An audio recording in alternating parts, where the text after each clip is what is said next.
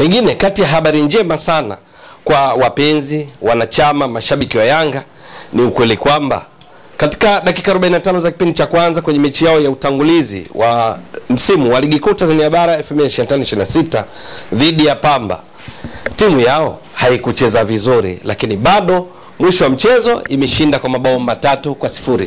Ndio, ni katika mechi ambayo ilichezwa kwenye uwanja wa Benjamin Mkapa jijini Dar es Salaam, Yanga ikiwa nyumbani wakapata ushindi huu mzuri wa mabao 3-0. Ni katika mechi ambayo kocha Romain Folz alifanya mabadiliko ya wachezaji takriban 6 kulinganisha na wale ambao walianza hivi karibuni katika mechi zao. Wachezaji kama Ibra Baka hakuanza kwenye mechi hii, Shadrack Sakaboka hakuanza, Zuka Buya hakuanza, lakini Prince Pumelo Dube hakuanza, Clement Mzize Walid sio tu kwamba hakuanza, hakucheza kabisa. Lakini vile vile miongoni mwa wachezaji ambao walianza hivi karibuni kwenye mechi zao hawakuonekana kwenye mechi hii kwenye kikosi cha kwanza ni pamoja na Mudathir Yahya Basi ile kuja kuingia katika kipindi cha pili. Peodo Pacome Zouzoua hakuanza katika mechi hii, lakini bado Yanga ikapata ushindi wa mabao 3-0. Yanga katika dakika 45 za kipindi cha kwanza dhidi ya Pamba Jiji ilikuwa ndio yenye mpira zaidi, kwa sababu Pamba walikuwa wakizuia zaidi kutokea chini. Yanga kwenye mfumo wao ukiangalia ulikuwa ni baada ya golikipa Djigui Diarra kulikuwa na walinzi 4. Wawili wakati walioanza walikuwa ni Bakari Nondo Mwamnyeto nahodha na nahodha msaidizi Dickson Job. Kushoto alianza Mohamed Hussein Shabalala, wakati kulia alianza Isra Patiki Mwenda. Kwenye mfumo wake kocha Romain Folz ilionekana kwenye kucheza alianza na mfumo wa mabeki 4, halafu akawa na kiungo mmoja mbele ya mabeki hawa 4 ambao kwa ufupi viungo 4 waliocheza katika umbile tunasema diamond shape, umbile la kisu, halafu mbele akawa na washambuliaji wawili, ndio tunasema 442 diamond, kwa maana kwamba ukiondoa hapa Bakari Nondo Mwamnyeto, halafu hapa Jobu, hapa Isra, hapa Shabalala, aliyekuwa mbele yao alikuwa ni Musa Bala Conte, wakati mbele katika wale 4 alikuwa nyuma washambuliaji wawili vinara alikuwa ni Lassine Kouma, pembeni kulikuwa na Maxi, upande mwingine kulikuwa na Celestine Ekiwa, wakati washambuliaji wawili alikuwa ni Edmund John pamoja na Andy Bobwa Boyeli.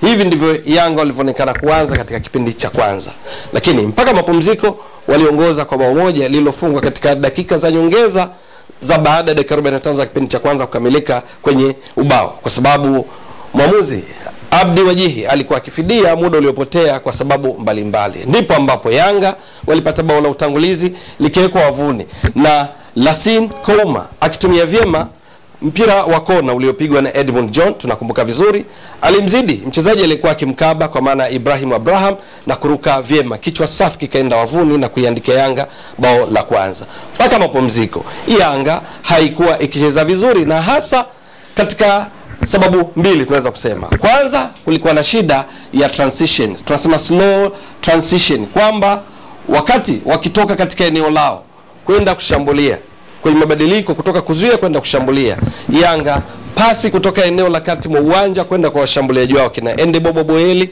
kwenda kwa Edmund John hazikuwa zikifika kwa haraka. Hilo lilichangia kwa kiasi kikubwa, lakini pia zile pattern za kiuchezaji, namna wanavyopasiana, Yanga hawakucheza vizuri katika kipindi cha kwanza. Lakini vile vile kulikuwa na tatizo la selfishness, tunaweza kusema ndio ni kwamba mchezaji mmoja anataka awe shujaa, anataka amridhishe, amfurahishe kocha kwa kuhakikisha yeye ndiye anemalizia tukio la mwisho.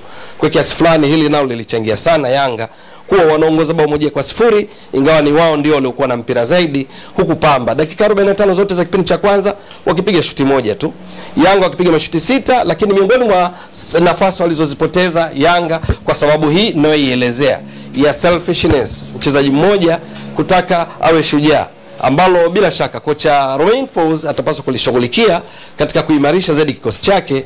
Ni katika dakika ya 12 Celestine Ekiwa alikuwa na nafasi nzuri ya kuwapasia wenzake, akataka amalize tukio yeye mwenyewe, Yanga akakosa nafasi ya kufunga. Dakika ya 13 Celestine Ekiwa na yeye namchukua kama mfano, katika dakika za kipindi cha kwanza alipoteza nafasi kwa mtindo huo, alikuwa na fursa kupasia wenzake. Dakika ya 17 alikuwa ni Maxim pia Nzengeli, mchezaji bora katika mechi hii. Lakini kwenye tukio hili Max alikuwa na uwezo kuwapasia Andy Bobo Boyeli na Celestine Ekwa walikuwa kwenye nafasi nzuri, lakini akataka apige shuti kufunga mwenyewe, mpira ukatoka. Dakika ya 25 Ekwa kwa mara nyingine nafasi ilipotea kutokana na kutaka tukio amalize yeye. Dakika ya 34 Ekwa tena kwa mara nyingine alitaka amalize shughuli mwenyewe badala ya kupasia wenzake.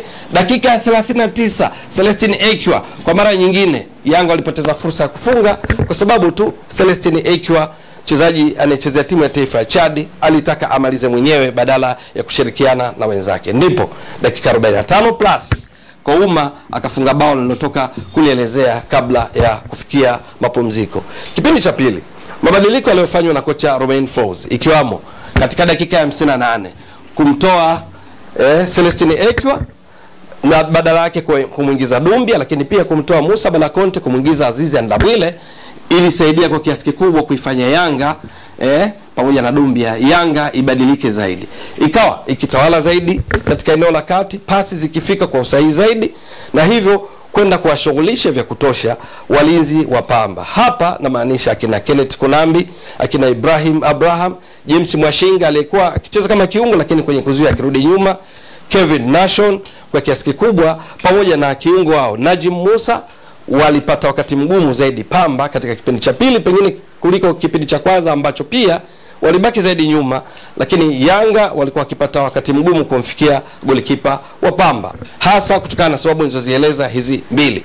Kwenye kipindi cha pili Yanga ilionekana kutawala zaidi, pasi zao zikifika kwa usahihi zaidi, na hatari iliongezeka katika dakika 71 wakati alipoingia Peodo Pakomzuzwa pamoja na Prince Mpumelelo Dube. Wakati huu wakitoka wale washambuliaji wawili walioanza, Andy Bobo Boyeli na Edmund John, baada ya kuingia pia Mudathi Yahya Abbas aliyeingia baada ya kutoka kwa Lassine Kouma. Yanga wakacheza vizuri zaidi kipindi cha pili na kufunga mabao mengine. Mabao haya yalifungwa na Maxim pia Nzengeli, tunakumbuka vizuri, lakini pia likafungwa bao la tatu dakika za jioni kuelekea mwishoni mwa mchezo katika dakika za nyongeza, miongoni mwa zile zilizoongezwa na mwamuzi Abdi Wajihi kufidia muda uliopotea kwa sababu mbalimbali. Mudathi Abbas akafunga pasi saidizi kutoka kwa Peodo Pakomzuzwa, alikuja kubadilisha kwa kiasi kikubwa mwenendo wa Yanga kutokea upande wa pembeni kushoto, lakini la Max likitokana na pasi ya Mohamed Hussein Shabalala, na hivyo Yanga kupata ushindi wa mabao 3-0. Kwa lugha nyingine, mechi iligawanyika kwa vipindi viwili kwa Yanga. Kipindi cha kwanza wakucheza vizuri sana, walishinda 1-0, walikuwa wanaongoza 1-0. Kipindi cha pili waliimarika zaidi, wakacheza vizuri. Mohamed Momo Dumbia eneo la kati, lakini Azizi Ndabwile alikuwa na nidhamu ya kucheza katika nafasi yake, walifanya Yanga iwe na makali zaidi na kuongeza mabao mawili. Mwisho wa siku ilishinda kwa mabao 3-0. Labda cha kujiuliza kwa wapinzani wa Yanga au kwa Yanga wenyewe kujiuliza kwa kujipa faraja ni kwamba kama timu yao bado inajitafuta kufikia kiwango chake yenyewe katika kile wenyewe walikuwa kiita gusa achia twende kwao, halafu inashinda mabao 3-0. Halafu mechi iliyopita ya hatua za awali ligi ya mabingwa barani Afrika ikiwa ugenini dhidi ya Willet kule nchini Angola ikishinda pia kwa mabao 3-0. Halafu ikiwa bado haijajipata imetoa ngao ya jamii kwa kuwafunga Wekundu wa Msimbazi Simba bao 1-0.